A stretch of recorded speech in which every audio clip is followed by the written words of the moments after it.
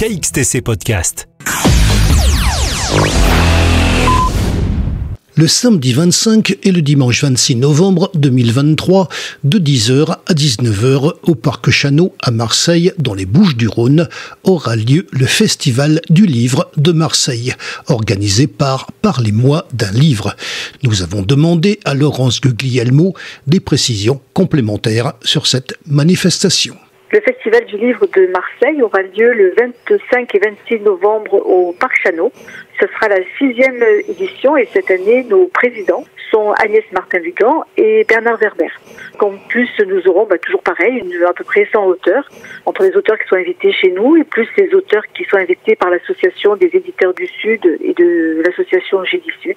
Donc parmi les auteurs invités, nous aurons par exemple Macha Merrill, nous aurons Laure Manel, nous aurons Jean-Pierre Luminet, Jean-Paul Bregueli, Patrick Burenstenas, qui est un peu plus l'atypique de ce type d'événement, Corinne Zarzavadian, Didier Van Covelart, qui fera une rencontre assez, je dirais, inhabituelle avec le docteur Louis Fouché, qui échangeront au niveau de leur dernier livre à tous les deux, qui sont assez, où il y a beaucoup de passerelles. Nous trouverons aussi la psychologue, qui est souvent sur CNews, Marie-Estelle Dupont, qui fait un livre sur l'éducation des enfants en temps de crise, qui est vraiment très très très bien, très intéressant.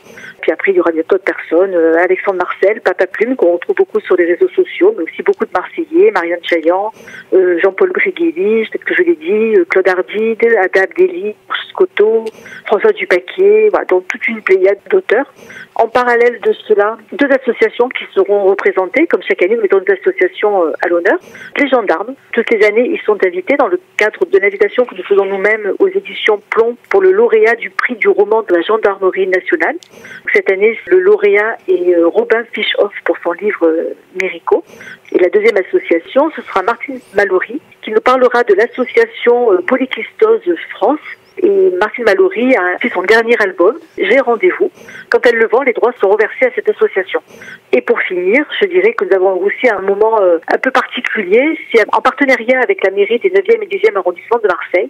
Nous avons proposé en exclusivité une exposition de planches originales de BD de Serge Scotto, Pierre Taranzano et Pierre Tranchant, plus connu sous le nom de Pika, qui a fait Les Profs. Cette exposition commencera à partir du 23 novembre jusqu'au 10 janvier. L'entrée est libre, c'est dans les bâtiments de la mairie du 9-10, dans les salons 150 boulevard Paul Claudel à Marseille. Donc c'est des planches originales, c'est très intéressant, c'est une très belle exposition qui sera ouverte au public gratuitement, bien sûr, en partenariat avec le festival.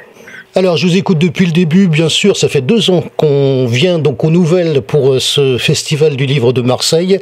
Les 2 années précédentes, on avait interviewé votre commissaire général, François David, vous lui passerez le bonjour, bien évidemment, et je me souviens en particulier donc de l'interview de l'année dernière. Alors, il nous avait parlé de plein de choses, particulièrement parce qu'une manifestation comme celle-là, je crois qu'il m'avait dit que maintenant, ça y est, vous êtes installé carrément à Marseille, ça représente donc un beau salon vis-à-vis des éditeurs et vis-à-vis des écrivains. C'est surtout beaucoup de travail. 1 an de travail pour cette manifestation. Je pense que vous confirmez.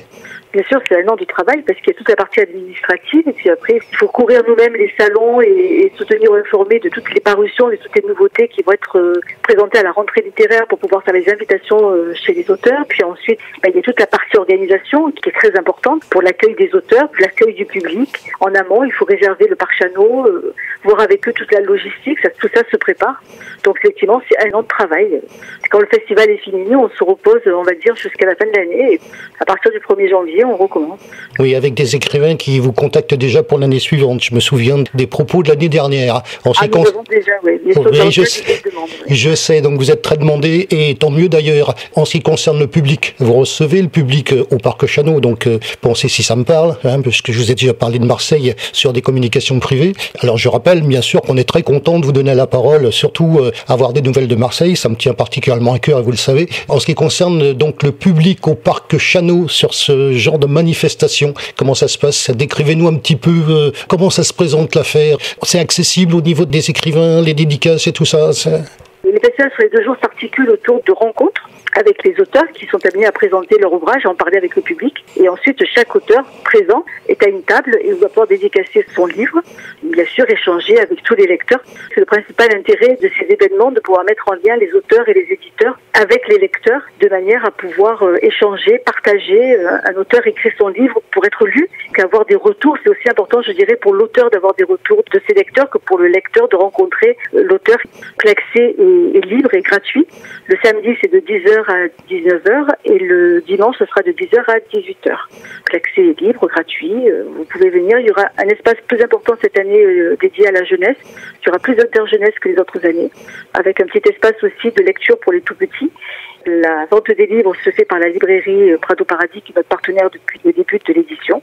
Nous remercions bien sûr tous nos partenaires, parce que dans le travail, on parlait c'est un an de travail, mais c'est aussi un an de contact avec les partenaires, les sponsors, pour renouveler, et c'est très difficile, parce que la conjoncture actuelle n'est pas très favorable, mais on se bat. Voilà, pour avoir fait le tour de cet événement. KXTC Podcast.